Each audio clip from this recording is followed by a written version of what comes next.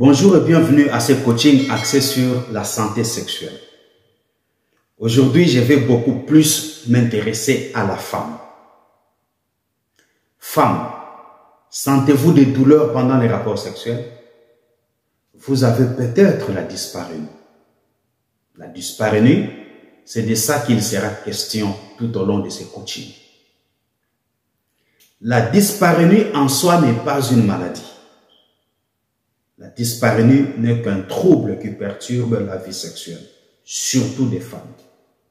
C'est quoi la dyspareunie? La dyspareunie désigne des douleurs ressenties au cours de l'acte sexuel. On distingue alors deux types de dyspareunie. La dyspareunie primaire, c'est quand les douleurs demeurent régulières, et la dyspareunie secondaire, c'est lorsque les douleurs sont irrégulières ou circonstancielles.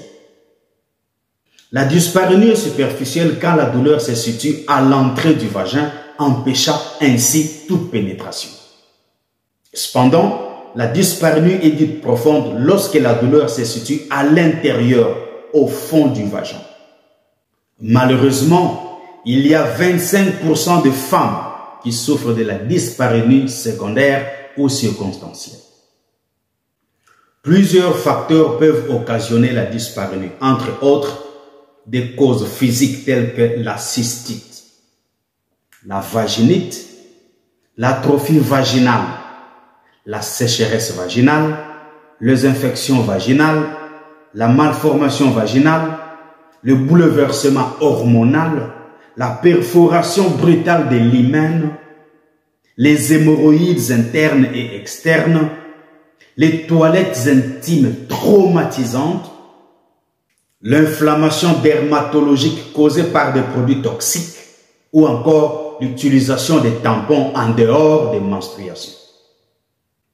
Un bilan psychocorporel est très important pour évaluer l'impact des douleurs ressenties.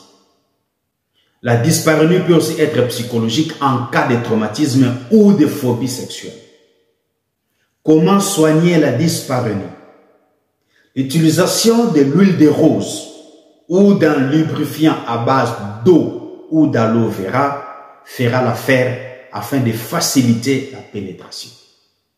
Des thérapies psychocorporelles telles que le massage intime sont vivement recommandées afin d'atténuer la crainte des douleurs. Des techniques de relaxation et de respiration sont également utiles en cas de dyspareunie. Maintenant que vous êtes informés, appliquez ces choses pour votre bonheur, pour votre bien-être. Dans l'entretemps, prenez très bien soin de vous et au revoir.